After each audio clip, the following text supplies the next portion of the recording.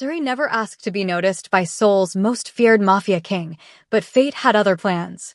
Cairo Lee was cold, ruthless, and untouchable. A man carved from shadows and violence, feared by every rival and respected by every ally. When he saw Zuri by chance, bright, gentle, and innocent in all the ways his world wasn't, he decided she would be a momentary distraction. A beautiful toy. A passing obsession. But obsession has a way of digging deep. What began as a dangerous game spiraled into something neither of them could control. Zuri brought warmth into Cairo's icy world, and he gave her a taste of a love so intense it terrified her. Yet danger followed every step they took, rivals lurking, secrets unfolding, chaos burning around them. Then everything changed with two pink lines. Now, the ruthless Mafia King must become something he never imagined, a protector, a partner, a father. And Zuri must decide whether love born in the dark can survive in the light.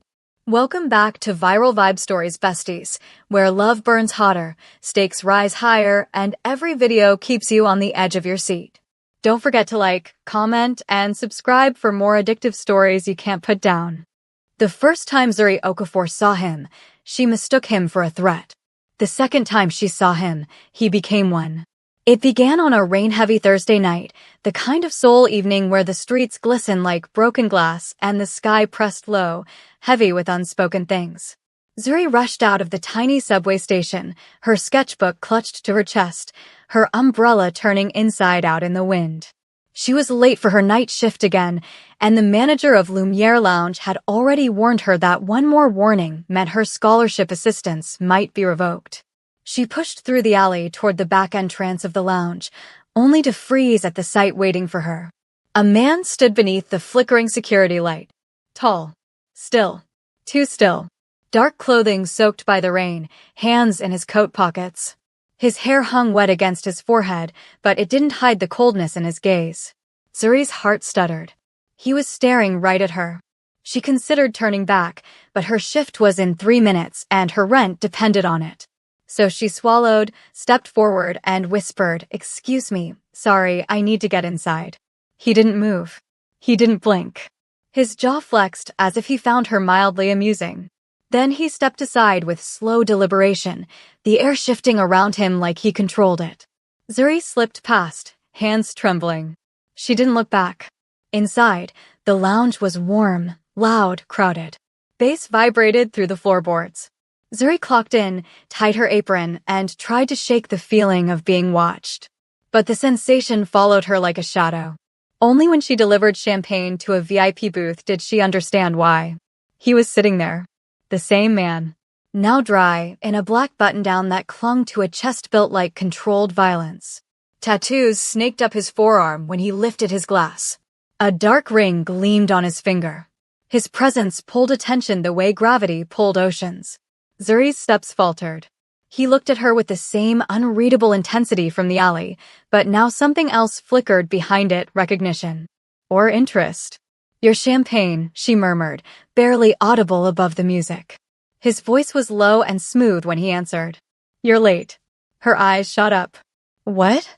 "Your shift," he said, studying her face as if mapping every micro-expression. "You ran here. You almost slipped on the third step in the alley." She stiffened. "You were watching me? I noticed you." He tipped his glass toward her. "That's different." Zuri's skin prickled. She didn't know who he was, but she knew danger when it smiled. "Aren't you supposed to introduce yourself?" he asked. "I'm just staff," she said quickly. "I don't need to. I'm Cairo Jong." The name meant nothing to her, but the nearby bouncer went rigid. The bartender, polishing a glass, dropped it. Even the DJ looked over, startled. And suddenly Zuri realized everyone knew something she didn't. Cairo Jong wasn't just important. He was feared. He leaned back, eyes never leaving hers. "And you are?" "Zuri." A slow smile curved his mouth, wrong in its softness. "Pretty name." She cleared her throat. Do you need anything else?" "Yes," he said simply. "You." Zuri's breath caught. "Excuse me. I'd like you to stay by my table tonight." "I can't." "That's not allowed." Cairo hummed, amused. "Then I'll ask your manager." Before she could protest, he rose to his full height, towering, elegant, lethal, and walked away. The manager practically sprinted toward him, bowing, nodding, pale with fear. Zuri watched them speak. Watched the manager gulp. Watched him gesture helplessly toward her. When Cairo returned, he said, "You're assigned to me for the night." She stared. "Why? Why not?" His voice dropped. "Do you always ask that many questions?" "Yes," she admitted. "It's a problem." "I don't mind." He tucked one hand back into his coat pocket. "Curiosity keeps prey aware." Zuri froze. "Prey?" He leaned forward just slightly, enough for her to smell expensive cologne tinged with smoke. "Relax, Angel. I don't bite unless asked." He said it like a promise and a threat. For the next hour, she stayed by his table. He didn't touch her, didn't crowd her, didn't do anything outwardly inappropriate. But he watched her. Every step, every breath, every time she adjusted her apron or tucked a curl behind her ear. Predatory patience. At one point he asked, "Why are you working here?" "Rent," she said. "Scholarship doesn't cover everything." "For what major?" "Fine arts." Cairo's brows lifted, interest flickering. "You draw." "How did you?" "You have graphite on your fingers." His gaze dropped to her hands. "You tried to wash it off, but ink stains the cuticles." Her breath hitched. No one noticed things like that about her. He held her eyes. "Show me your work." I don't." "I wasn't asking, Zuri." She flinched. Not at the threat, but at the familiarity of her name on his tongue. Like he owned the letters. The night wore on until Cairo finally stood, sliding on his coat. She expected him to leave wordlessly. He didn't. He leaned close, his breath grazing her ear. "You shouldn't walk home alone at night. You attract attention." "I'm fine," she whispered. "No," he said, stepping back with a dark smile. "You're not." Then he vanished into the rain. Zuri stood frozen long after he left. She didn't know yet that her life had just shifted off its axis. That Cairo Jong, cold, ruthless, untouchable, had chosen her for reasons she couldn't understand. She only knew one thing. He didn't look like a man who let go of things he wanted. Please subscribe and hit the like button. This story is about to get so much deeper. Zuri didn't expect to see him again. She prayed she wouldn't. But destiny has a cruel way of folding corners, so two people end up on the same page. 3 nights after the encounter at Lumiere Lounge, she was closing up the art studio on campus. A late project critique ran long, and by the time she finished cleaning her brushes, the campus lights were dim and the halls nearly empty. She tugged her backpack over her shoulder, pulling her scarf tight against the cold. She was halfway down the steps when she heard footsteps behind her, slow, unhurried, echoing. Her grip tightened on her pepper spray. She turned and froze. Cairo stood at the bottom of the staircase, dressed in a charcoal coat that contrasted the white snow gathering around him. His breath fogged the air, but his expression didn't soften. He looked like winter carved into a man. "What are you doing here?" Zuri whispered. "You didn't show up to work tonight." She blinked. I had class." "You should have told me." "It's not your business." Cairo tilted his head, as if deciding whether to be offended or amused. "You're right. It's not." He stepped toward her, each footstep silent on the fresh snow. "But I make things my business when I care." Zuri's pulse stuttered. "Care? You don't know me." He stopped a few feet away, watching her breath swirl in the air between them like they were tangled by something invisible. "I want to," he said simply. She shook her head. "Cairo, I'm not whatever you think this is. I'm not playing." "I'm not playing either, Angel. That's what scares me." He exhaled a quiet, humorless breath. "Good." Before she could react, a man stepped out from behind a car, hoodie up, hands shoved deep into his pockets. He moved toward Zuri, too fast, too aggressive. "Hey," he said, voice thick and slurred. "You got the time?" Zuri instinctively stepped back. Cairo's hand shot out, not to grab her, but to shift his body in front of hers, placing himself between her and the man like a wall. "Keep walking," Cairo said, his voice flat, deadly. The stranger scoffed. "Who the hell are you?" Cairo didn't answer. He didn't have to. Something in his eyes made the man stumble back like he'd seen a ghost. He muttered an apology and disappeared into the night. Zuri exhaled shakily. "You okay?" Cairo asked, turning toward her. You didn't have to step in. I did. Why? His gaze softened barely. Your fear looked real. It was. Then it matters. She stared at him, unsure what to do with the sincerity in his tone. Cairo wasn't pretending to be gentle. He wasn't performing charm. He was simply him. Sharp edges, dark eyes, and a strange protectiveness that didn't make sense. He nodded toward the sidewalk. Let me walk you home. No, I can't let you do that. You can. You will. I don't want people to get the wrong idea. Which is that I belong to you. Cairo's breath hitched. He hid it well, but Zuri saw the flicker of heat, of hunger, of possessiveness he wasn't used to being denied. You don't, he said quietly. Not unless you choose to. Her chest tightened. It wasn't a threat. It was worse. It was an invitation. And she didn't know what scared her more, accepting it or wanting to. Cairo, you need to leave me alone. He stepped closer, their breath mingling in the cold. I've tried. Try harder. His jaw clenched. Not in anger. In restraint. Like he wanted to say 1,000 unwise things and was biting them all back. You're not afraid of me, he murmured. I am. A little. No, his voice was soft, intimate. You're afraid of wanting me. Zuri's stomach flipped. That's ridiculous. Is it? Cairo brushed a wet curl from her cheek without touching her skin. You look at me like you're fighting something. Zuri swallowed thickly. I need to go. He stepped aside without argument. She hurried past him, her boots crunching on the snow. She was halfway down the block when she heard his voice behind her. Text me when you're inside. She didn't respond. Didn't look back. But when she reached her small apartment, heart still pounding, hands trembling from too many emotions tangled together, she found herself staring at her phone, the number he'd slipped into her apron pocket days before burning in her memory. She told herself no. She told herself she didn't owe him anything. She told herself this was how bad decisions were made. But in the end, her fingers moved on their own. I got home safe. Please don't wait outside the school again. She hit send. His reply came instantly. Good girl. Zuri's heart dropped to her stomach. Another message followed. I won't wait at the school. Relief washed through her until the next text buzzed in. I'll pick you up instead. Zuri's pulse jumped. Cairo Jong wasn't a storm you walked into. He was a storm that swallowed you whole. And she had just taken her first step inside. If you're still here, drop a comment and tap the like button. This story is only getting wilder from here.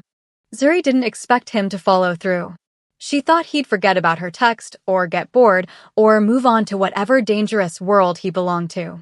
But when her last class ended the next day, she stepped outside, and her breath froze. A sleek black car idled at the curb.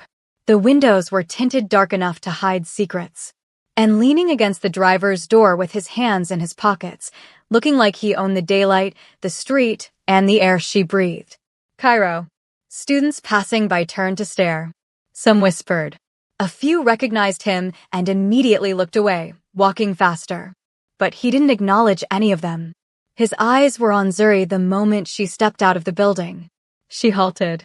Cairo, you didn't think I was joking, did you? His voice was smooth, layered with something dangerous yet deliberate. Get in. I'll take you home. She shook her head. I didn't agree to anything. No, he admitted. But you didn't say no either. I didn't say yes. You didn't leave me on read. He smirked. Progress. That's not how that works. Come on, Angel. I don't bite. That's a lie, she muttered. Cairo's smile turned wolfish. Only when necessary. Zuri stared at him. At the way the wind ruffled his coat. At the faint scar near his temple. At the ink peeking from his collar. At the way he watched her, never blinking, never hiding the intensity. She should walk away. She knew that. She'd prayed for common sense. But something about him tugged at her, an invisible pull she didn't understand. She approached slowly. No funny business. Cairo opened the passenger door, bowing his head mockingly. I would never. You scare people. I tell the truth. That scares them. Why doesn't it scare you? She whispered. Something passed behind his eyes, something old, bruised, dangerous. Because fear doesn't stop anything real. She hesitated only a moment before climbing in. The interior smelled like leather and cedar. Clean. Expensive. Too intimate. Cairo slid into the driver's seat without breaking eye contact. Seatbelt. I know. Then put it on. She rolled her eyes. You're bossy. Only with you. Heat prickled up her neck. He drove without speaking, but the silence wasn't awkward. It was heavy. Charged. Like every breath was too loud. Every glance too bold. Zuri finally said, you can't keep doing this. Doing what? Inserting yourself into my life. Showing up everywhere. I'm not everywhere. Just where you are. That's Cairo. That's literally the definition of everywhere. He let out a soft laugh, rare and startling. I like your mouth. She choked. Excuse me. The things it says. The way it tells the truth. Well, the truth is I barely know you. That's temporary. Why me? Cairo drummed his fingers on the steering wheel, his expression unreadable. You're the only person who looks at me without calculation. I look at you with caution. That's not the same. He turned onto a quieter road. Houses lined the street, small and lived in. Zuri's building came into view. When he parked, he didn't open the door. Didn't move. Just watched her. She shifted nervously. What? You're difficult to read. Good. Good for you, he murmured. Not for me. He leaned in slightly. Not touching her, but close enough that her breath caught. I want to know what you're thinking right now. That you shouldn't be here, she whispered. I disagree. Cairo. His voice lowered. Say my name again. The soft desperation in his tone startled her. This wasn't confidence. This wasn't arrogance. It was hunger. Cairo, she said carefully. His eyes darkened. Again. Her pulse slammed. I know. This is weird. For the first time, a crack appeared in his composure. A faint, irritated exhale. You make me feel things I have no business feeling. Zuri blinked. Like what? His gaze dropped to her lips, quick, unguarded, electric. Like patience. She shivered. Cairo brushed a knuckle near her jaw without touching her skin. Get inside safely. You're not coming up. Not tonight. She didn't know why that made her chest ache. She opened the door and stepped out, her legs trembling. She reached her building's entrance when his voice drifted after her. Zuri. She turned. Don't forget to text me when you're inside. She almost refused. Almost pretended she didn't hear him. Almost resisted. But when she closed her door behind her, the apartment quiet and dim, she felt her fingers move on their own. Inside. Thank you for the ride. The dots popped up instantly. Good girl. Tomorrow, 7 a.m. I'll drive you to class. Zuri's spine went rigid. No, you won't. Another pause. Yes, I will. She let out a helpless breath. You're impossible. A final message came through. One that made her knees buckle. No, I'm inevitable. Zuri sank onto her couch, heart pounding. She didn't know what this was. But she knew one thing. Cairo wasn't courting her. He was consuming her. And it was only the beginning. If you're feeling the tension, hit like and drop a comment. This is about to escalate in ways you won't expect. The next morning, Zuri didn't want to look out the window. She didn't want to imagine the sleek black car waiting for her, the way Cairo always seemed to exist, just a breath away from her life. But when her alarm buzzed, reality forced her eyes open, and a faint anxiety fluttered in her chest. By the time she reached the lobby of her apartment building, the black car was already parked, engine idling. He was leaning against it, arms crossed, head tilted in that casual, predatory way that made her stomach twist into knots. Cairo, she said, trying to sound firm, professional. This isn't necessary. It's necessary to me, he said simply. Now get in. She hesitated, glancing around. Passers-by moved with deliberate indifference, but somehow it felt like the world had narrowed to just the two of them. She climbed in, trying to avoid his gaze. His presence was overwhelming, like gravity, like danger, like a quiet command she couldn't ignore. You're quiet today, he said after a moment. His tone was neutral, but there was an undercurrent of something more. Hunger. Curiosity. Possession. I'm tired, she admitted. He hummed, understanding, yet there was an edge. You'll need energy for the day ahead. Don't make me chase you. Chase me, she echoed. I've already started, he said. Zuri's pulse jumped.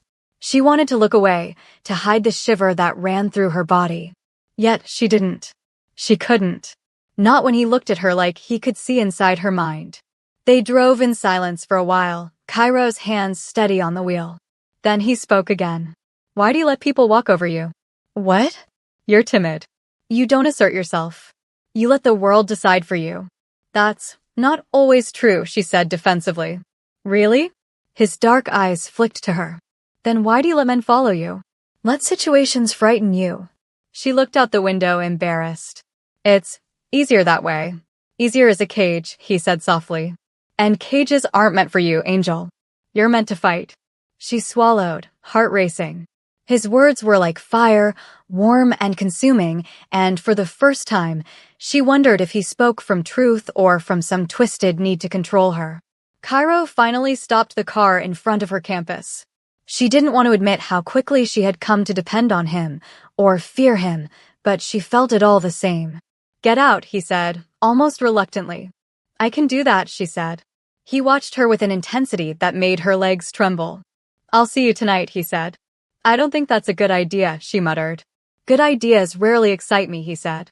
And before she could respond, he drove off, leaving her standing on the curb, breath clouding in the cold morning air.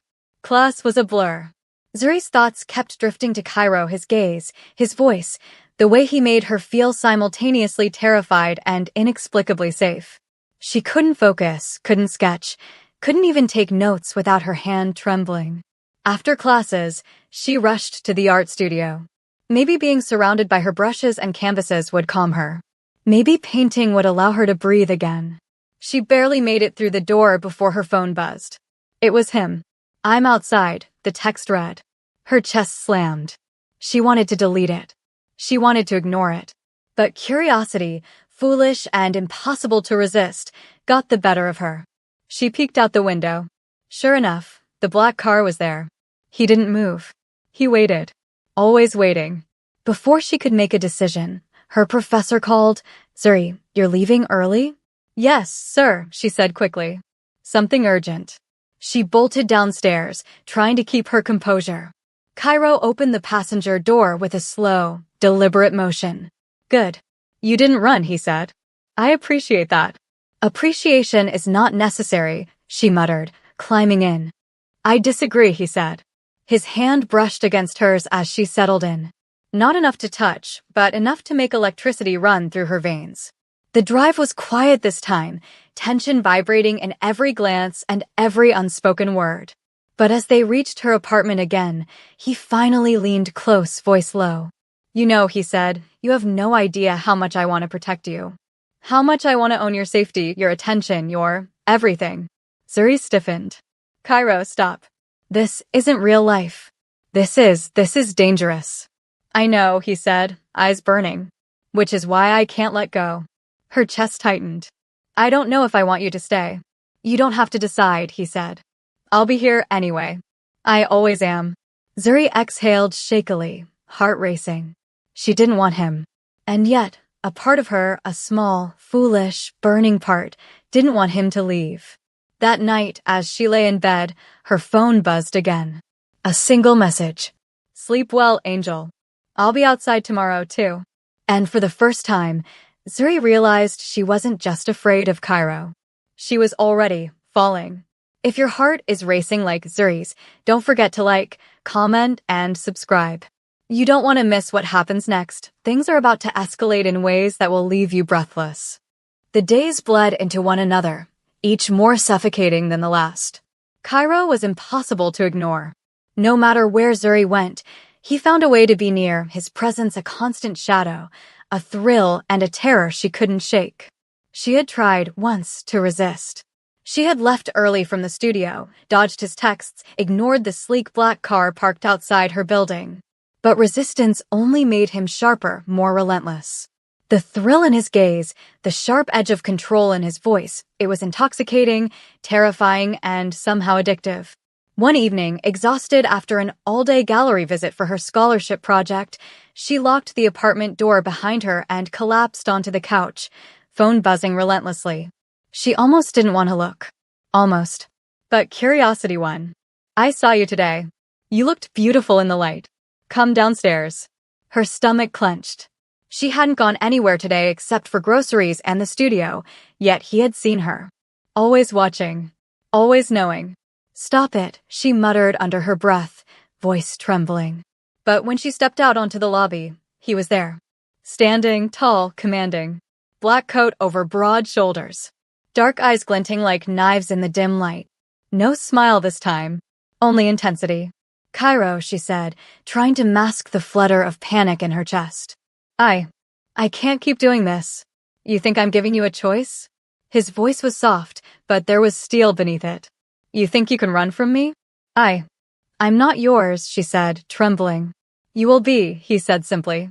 She froze. Not because of a threat, but because the raw conviction in his tone made her chest ache. Something in her knew that he meant it, not as an empty boast, but as a fact. He didn't say it like a warning. He said it like destiny. He offered his hand. Trembling, hesitant, she took it. The drive was silent, except for the soft hum of the engine. Zuri kept her gaze on the window, refusing to meet his eyes. But he reached over, brushing a strand of hair from her face, his thumb grazing her cheek.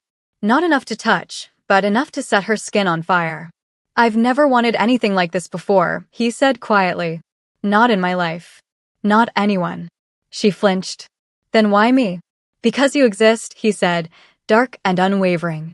Because you're the only one who doesn't fear the storm I am. Because you make me want to be more than I am. Zuri swallowed. She hated herself for feeling it, the pull, the ache, the want she couldn't fight. At her apartment door, he stopped. His gaze pinned her in place, and the air between them thickened. Say you want me to leave. I. Say it, he pressed, a warning lurking in that calm, dangerous tone. I want you to leave, she whispered. But the words felt hollow. Even as they left her lips, she knew she didn't mean them. Cairo's lips curved into a faint, knowing smile. See? His hand lingered in the space between them, hovering like fire. I knew you wouldn't mean it. She wanted to retreat. To slam the door and lock him out. But she didn't. She couldn't. She tried again. Before she could finish, the door to her apartment suddenly burst open. Two masked men charged in, one swinging a metal pipe. Zuri screamed. Cairo was faster than her eyes could follow. He moved with lethal precision, grabbing the pipe mid-swing, twisting the attacker's wrist, sending him sprawling across the room. The second man barely had time to react before Cairo was on him, a blur of control and brutality. Zuri watched, frozen, as the man she had called impossible became a force of nature, every movement precise, terrifying, protective. When it was over, both intruders lay unconscious on the floor. Cairo wiped his hands on his coat, dark eyes turning to her. Are you okay? Yes, she stammered. I think so. You shouldn't be alone, he said. His voice was soft now, but heavy with something she couldn't name. Concern. Possession. Something that made her pulse hammer in her chest. I'll be careful, she whispered. Not good enough, he said. And before she could protest, he leaned down, pressing a fleeting kiss to her temple. Not intimate. Protective. Terrifyingly close. Her stomach flipped. Her pulse raced. She felt heat she couldn't control, desire she couldn't explain, fear she couldn't fight. I told you, he murmured, lips brushing her hair, I can't let you go. Zuri's knees weakened. She wanted to push him away. She wanted to pull back. But every instinct in her body screamed that she wanted the opposite. Why are you like this? She whispered, voice breaking. Why can't you just leave me alone? Because, he said, finally stepping back, eyes dark and unyielding, you've already captured me. And I don't do things halfway. She staggered back into the apartment, trying to catch her breath. The world seemed smaller, hotter, more urgent. Her chest ached with emotions she didn't fully understand. Fear, fascination, longing, terror, attraction. Cairo lingered at the door. Text me when you're safe. She started, but he didn't wait. The door closed behind him with a soft click. Her phone buzzed almost instantly. Good. Now stay inside. Tomorrow, we escalate. Zuri sank onto the couch, shaking, heart pounding. She knew two things. Cairo Zhang wasn't leaving. She was already in too deep. And deep was dangerous. If your heart is racing like Zuri's, hit like, comment, and subscribe, because the storm is only beginning and you won't believe what happens next. Zuri didn't sleep that night. Every time she closed her eyes, she saw flashes, metal pipes swinging toward her face, masked men crashing into her apartment, Cairo's body moving like a weapon trained by centuries of rage. Her heart wouldn't calm. Her breaths came shallow. Her fingers trembled every time her phone lit up. By morning, she still felt the phantom weight of danger pressing against her ribs. She made coffee but barely drank it. She paced the living room. She jumped at every noise. Zuri had been scared before, homesick, overwhelmed, lonely. But this was fear wrapped in desire, wrapped in adrenaline, wrapped in something she couldn't name. At exactly 7 a.m., a message arrived. "I'm outside. Come down." She froze. Part of her wanted to pretend she didn't see it.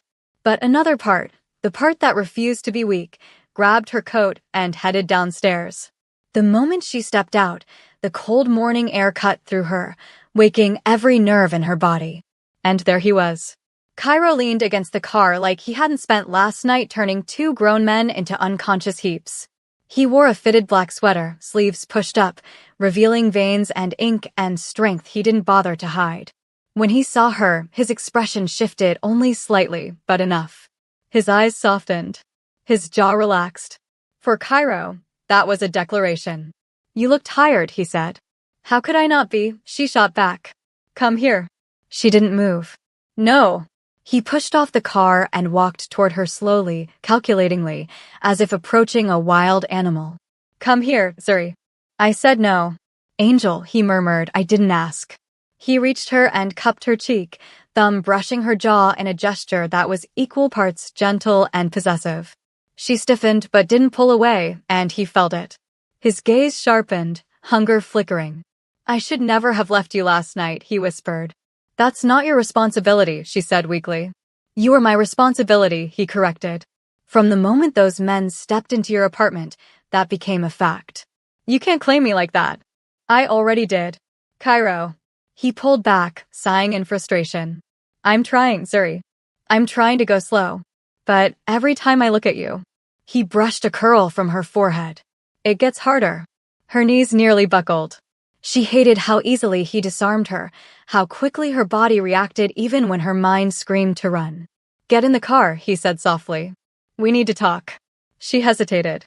But something in his voice, something deeper, wounded, made her obey. Once inside, the tension thickened, pressing close, intimate. Cairo didn't pull away from her the way most men would. He leaned in. He let her feel his presence. "I need to know something," he said quietly. "Who were those men?" Zuri shook her head. "I don't know. I've never seen them." He studied her face for signs of a lie. Finding none, he cursed under his breath. This wasn't random. They weren't thieves. They knew where you lived. They didn't take anything. "No," he murmured. "They came for you." Zuri's breath hitched as the realization hit like cold water pouring down her spine. "Because of you?" she whispered. His jaw clenched. Yes. The truth sat heavy between them. Her life was simple, quiet, invisible. Until him. Now danger stalked her like it knew her name. Zuri exhaled shakily. "I can't do this. I can't be pulled into your world." "I'm not pulling you," he said. "You were dragged into it the moment you crossed my path." "That's not an excuse. It's reality." "Cairo." "Zuri," he said, voice low, "listen to me. Those men weren't after you for fun. Someone wanted to send me a message." "What kind of message?"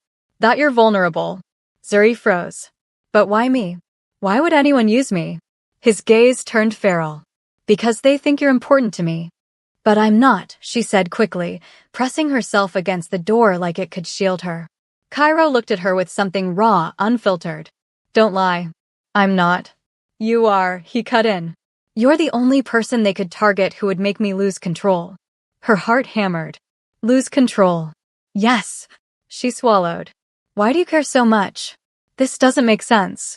He leaned closer, breath brushing her ear, voice dropping to a whisper that curled into her bones. "Because you're the first softness I've touched in years." Her stomach knotted painfully. "You think this is a game?" he continued. You think I flirt for fun? That I show up because I'm bored.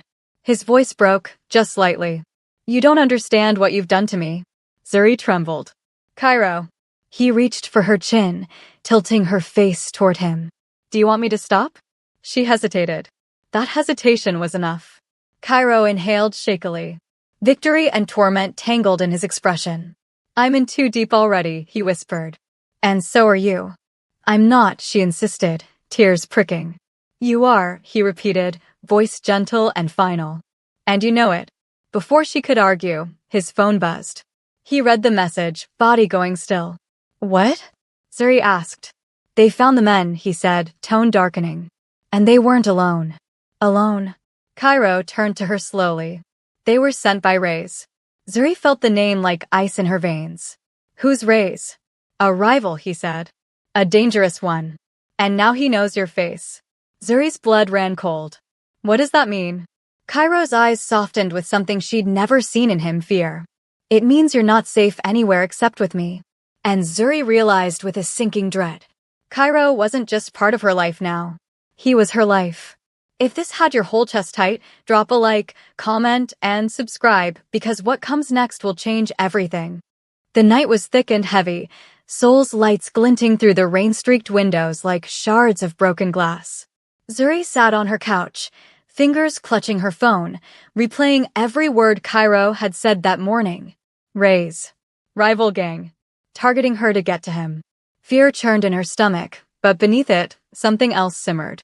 She couldn't explain why her pulse raced or why her chest tightened when she thought of him, the man who was both terrifying and magnetic. Her phone buzzed. Get ready. I'm picking you up. Now. Her breath caught.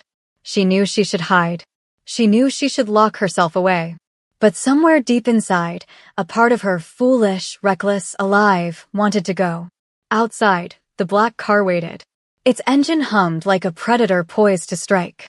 Cairo leaned against the hood, hands in pockets, dark eyes scanning the street. He looked at her once she stepped out, and the world seemed to shrink until it was only them. You came, he said, voice low, almost a growl. I'm not afraid, she said, trying to sound braver than she felt. I hope not, he murmured. You're going to need your courage tonight. Zuri's pulse spiked. What do you mean? He didn't answer. He opened the passenger door, offering her a hand. She hesitated, then took it. His grip was firm, grounding, dangerous. She felt the spark of electricity shoot up her arm. The drive was tense. Cairo didn't speak. He didn't need to. His presence alone filled the car, heavy and alive. She wanted to ask questions, to understand the danger that was barreling toward them, but every time she tried, he silenced her with a look. You trust me? He asked suddenly, eyes dark and unreadable. She stopped. Truth came faster than hesitation. Yes. He exhaled, relieved and sharp all at once. Good.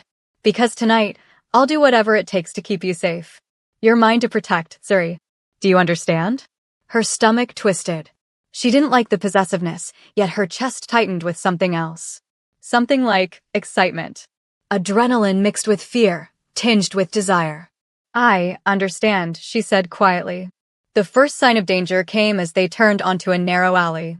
Shadows moved along the walls, figures, too quick to see clearly, but deliberate. Cairo's hand went to the small pistol under the seat, eyes scanning every movement. Zuri's hands gripped the edge of the seat. What do? We do this, he said. His voice was low, controlled. And nothing else matters. The first man lunged. Cairo's reflexes were instantaneous. He struck with precision, knocking the man aside, his body moving like a storm. Another attacker came from behind, and Cairo pivoted, spinning to grab his wrist, twisting, sending him sprawling. Zuri's heart raced, her body frozen in awe and terror. Every move he made was lethal, calculated, protective. And every time his eyes met hers, something raw and dark flickered across them, an unspoken promise that he would stop at nothing to keep her alive. When it was over, the alley was silent, save for Zuri's shallow breathing and the drizzle of rain. Cairo wiped his hands on his coat. You're safe, he said, though the words sounded hollow in the tension-soaked air. Thank you, she whispered. Her voice trembled. You don't need to thank me, he said, voice dropping. You need to understand something. The moment you stepped into my world, danger followed you. But so did I. And I will never leave you. She swallowed. Why? You don't even know me fully. I know enough, he said. His gaze softened, almost unbearably. You're different. You're the only person I've ever met who makes me want more. I can't describe it, Zuri. But I know I can't let you go. Her chest ached with conflicting emotions. Fear. Desire. Frustration. Adoration. She hated herself for wanting him, hated herself for the shiver that ran down her spine when he stepped closer. Do you even realize how reckless this is? She asked. He smirked, leaning slightly closer. Reckless is my specialty. But you? You make it worth it. Her lips parted, but no words came. Cairo leaned down just enough to brush a kiss against her temple, not intimate, not claiming, just a whisper of fire that left her trembling. Tonight, he murmured, voice a husky promise, I'll show you what it means to be mine. Danger, yes, but safety too. Protection. And maybe a little chaos. Zuri's stomach tightened. Chaos had never looked so beautiful. The car door opened, and she followed him into a warehouse. Shadows and dim lights painted the walls in sharp angles. Men moved in silence, all eyes on Cairo. And for the first time, Zuri understood this wasn't just a fight for her life. This was a war. A world she had never imagined, where every glance, every step, every breath could mean survival or disaster. Cairo stopped beside her, hand brushing hers. Stay close. Don't look away. Zuri nodded, heart hammering, pulse screaming, adrenaline mixing with a pull she couldn't resist. You're mine, he whispered, barely audible. And I don't do half measures. The night was just beginning.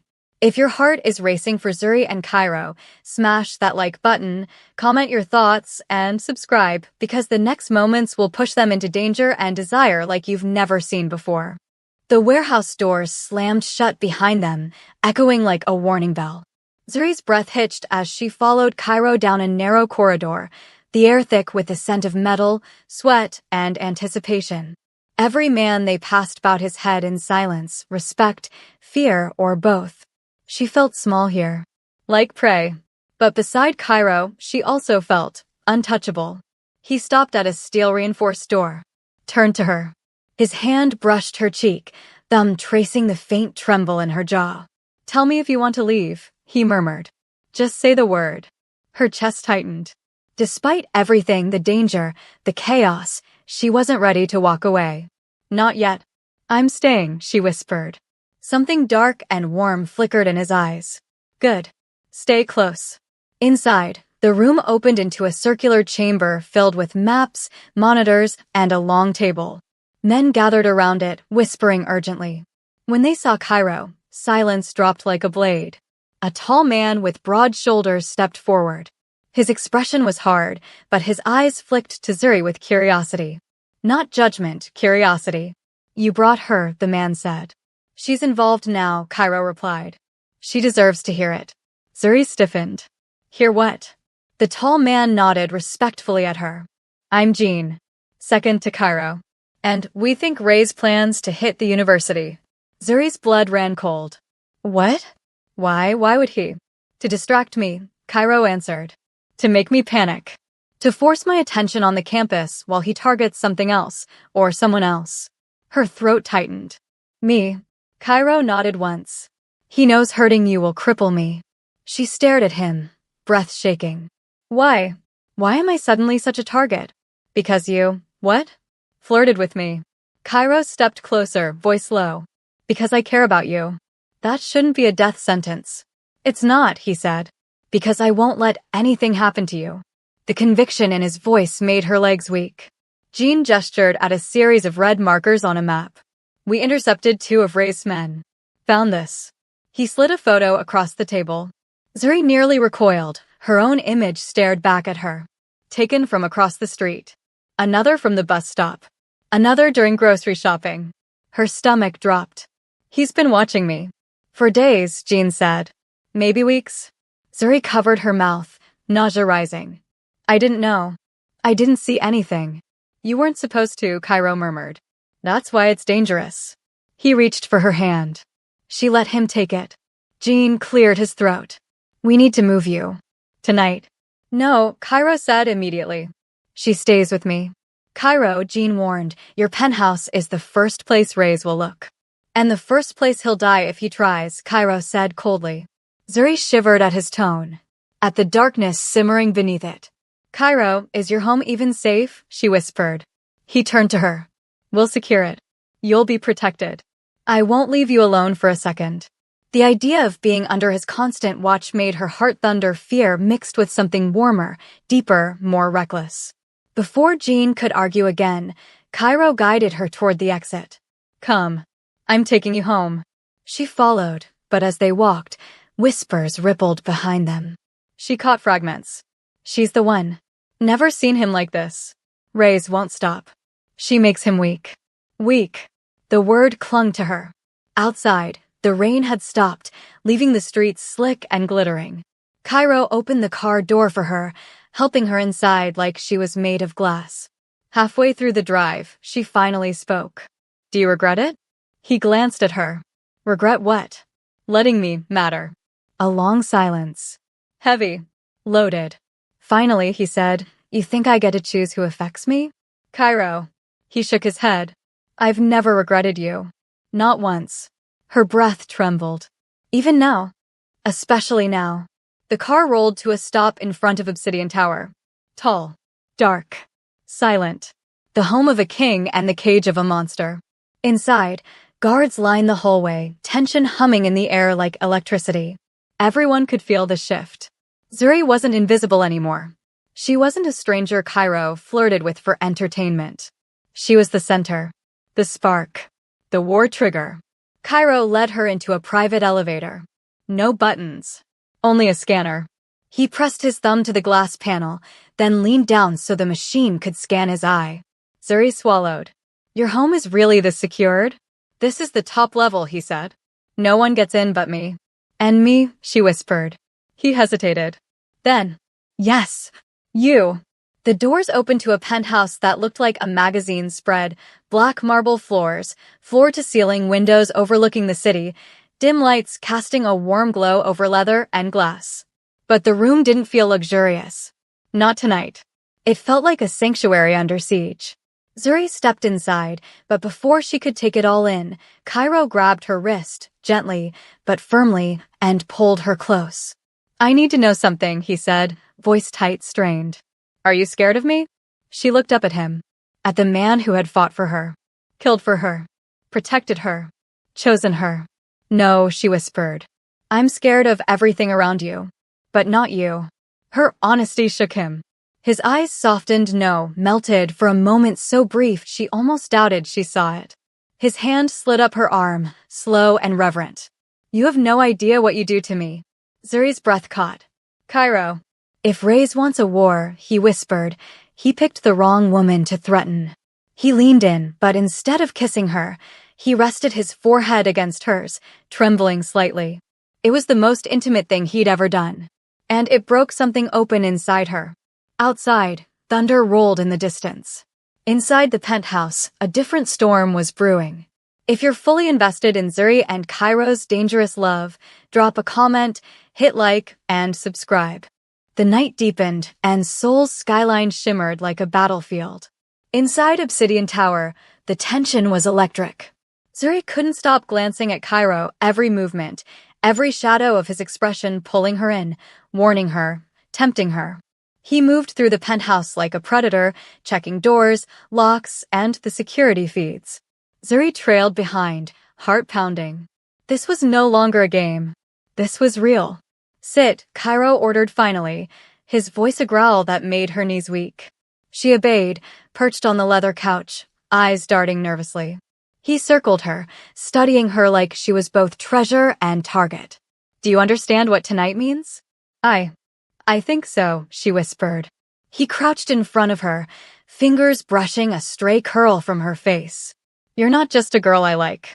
You're important. Too important. And they know it. Zuri swallowed, stomach twisting. I don't want to be important like that. I know, he murmured, eyes darkening. But danger doesn't care about your feelings. A sudden alarm blared. Red lights flashed across the security monitors. Cairo's head snapped up. His phone buzzed. He answered immediately. Location? His voice was sharp, controlled, deadly. Zuri watched as the storm she had been caught in for weeks, the thrill, the danger, the obsession exploded into action. Cairo's men mobilized instantly, securing the perimeter. You're coming with me, he said, grabbing her hand. No. Cairo, wait. I said you're coming. The urgency in his tone allowed no argument. She felt her stomach twist. Fear? Yes. Excitement? Undeniably. Desire? Absolutely. They sped through the streets in the black car, weaving past traffic with terrifying precision. Zuri held on, heart hammering, while Cairo's eyes never left the road and the threat ahead.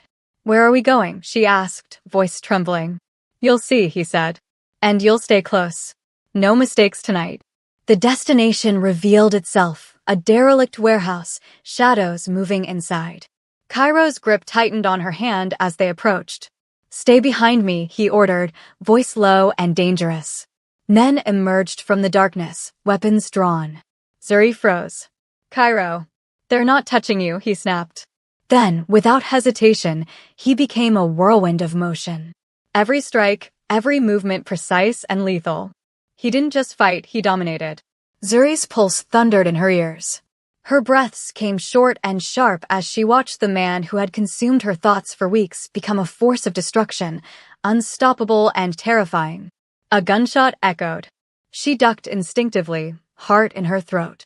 Cairo moved faster than her eyes could track, taking down another attacker. One of them came for her, but his hand was there first, yanking her to safety. You're not a target, he growled, dragging her behind cover. You're mine.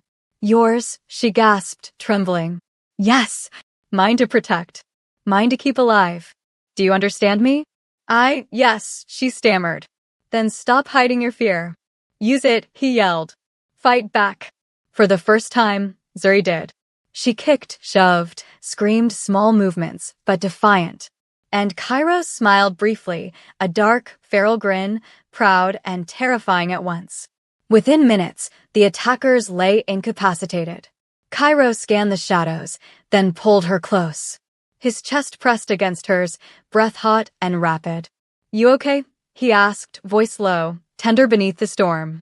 I think so, she whispered. You're stronger than you know, he murmured. And more dangerous than they realize. To them, yes, you're a target. To me, you're everything. Zuri's heart thudded painfully. Every nerve in her body screamed with fear, desire, and disbelief. She wanted to push him away. She wanted to collapse. She wanted him. All at once. Cairo lifted her chin, his dark eyes piercing hers. You know I don't do anything halfway. Do you trust me? Yes, she whispered, voice trembling. Good. He leaned down, brushing his lips against hers light, teasing, but full of intent. Her knees went weak. She wanted more. He pulled back slightly, watching her reaction. You feel it too, don't you? He asked, voice low and intimate. Yes, she admitted. Then don't run from it, he murmured. Don't fight it. Zuri's breaths came in short, shallow bursts. I can't believe this. Everything, all of it. Believe it, he said firmly. This is real. You're real. And I'm not letting anyone hurt you, not Ray's, not anyone else. You're mine, Zuri. And I always keep what's mine. She swallowed, trying to process the chaos, the intensity, the danger, the desire, the way her heart and body were entwined with this man who terrified her and thrilled her at the same time. You're insane, she whispered. And you love it, he said, smirk darkening. Don't lie. Her lips parted, but no words came. Her chest ached with emotion she couldn't name: fear, desire, adrenaline, love. Let's go home, he said, finally releasing her hand but keeping a watchful, protective presence beside her. As they drove back, Zuri realized something terrifying and thrilling. She had crossed a line she could never return from. She wasn't just involved in Cairo's life anymore. She was part of it. And part of him. If your heart is pounding, smash that like button, comment, and subscribe. The sun hadn't fully risen, but a soft, pale glow crept into the penthouse, settling over Zuri as she stirred awake. Her body felt strangely warm, wrapped in a comfort she couldn't name. The events of the night before, danger, confrontation, adrenaline, felt distant now, softened by the memory of Cairo's arms around her. She blinked, realizing she was lying against his bare chest. Cairo was still asleep, one arm curled securely around her waist, holding her as if letting go wasn't an option. His breathing was steady, low, comforting. Zuri watched his face for a quiet moment, expression relaxed, jaw unclenched, the usual iron tension melted under sleep. She had never seen him this soft. This, human.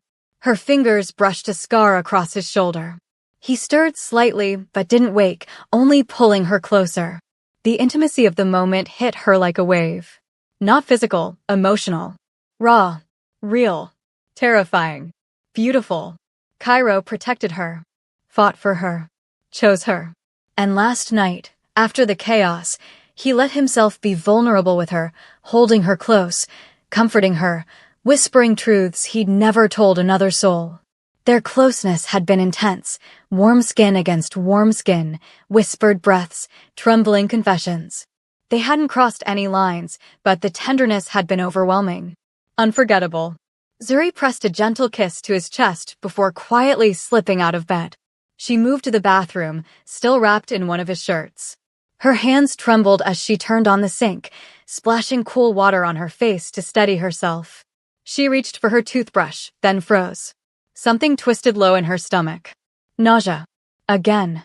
It wasn't the first time. She'd been waking up nauseous for days now. Tired. Emotional. Unusually sensitive. At first, she blamed stress, danger, Cairo's world. But now, her breath hitched. No, it couldn't be. Her phone flashed with a reminder.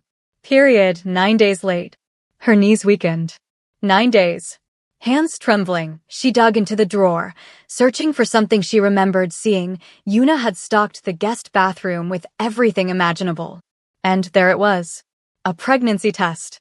Zuri stared at it, heart racing so violently she thought it might break through her chest. The box felt heavy in her hands. Heavy with possibility. Heavy with fear. She forced herself to breathe. In. Out. In. Out. Minutes later, she sat on the edge of the tub, staring at the small, blinking timer on the test. The longest 2 minutes of her life. Her fingertips were ice. Her breath shallow. Please be negative. Please be positive. Please, something. Just tell me. The test beeped softly. Zuri's eyes dropped to the screen. 2 lines. Her whole world tilted. Her vision blurred. Her heart stuttered. Pregnant. She covered her mouth, tears filling her eyes, fear and wonder mixing into something too strong to contain. Zuri? She jumped.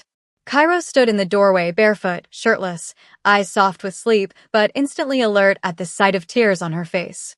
What's wrong? He asked, voice low and full of worry. Angel, talk to me. She couldn't. Not at first. She just held up the test with a shaking hand. Cairo froze. His eyes dropped to the test. Then back to her. Then to the test again. A long, loaded silence filled the room. Then he moved slowly, as if approaching something fragile. He knelt in front of her, lifting her face gently with both hands. Is this real? He whispered. She nodded, tears spilling. I didn't know. I swear I didn't know. I'm scared, Cairo. He exhaled shakily, forehead pressing against hers. Don't be scared, he murmured. Not of this. I'm not ready, she whispered. I don't know how to be a mother. I don't know how to fit into your world. You're not fitting into my world, he said softly. We're creating a new one. Together. Her breath caught. His hands moved down to her stomach, tentative, reverent. Zuri trembled. He wasn't the ruthless Mafia King right now. He wasn't the feared shadow of soul. He was just Cairo. A man on his knees, falling apart in front of her in the best way.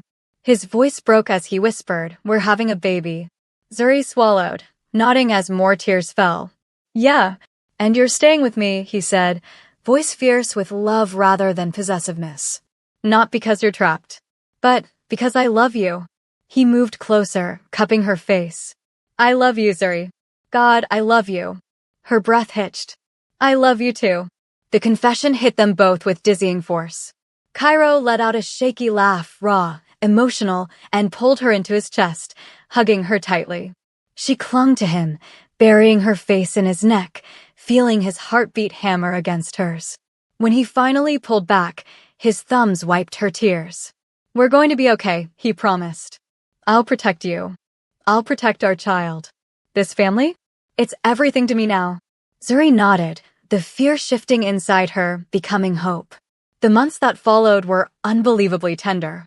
Cairo softened in ways she never imagined. He attended every doctor appointment, never let her lift a thing, and held her through every wave of nausea and anxiety. He talked to her belly every night. He bought baby clothes he pretended he didn't pick out. He found safety in her love.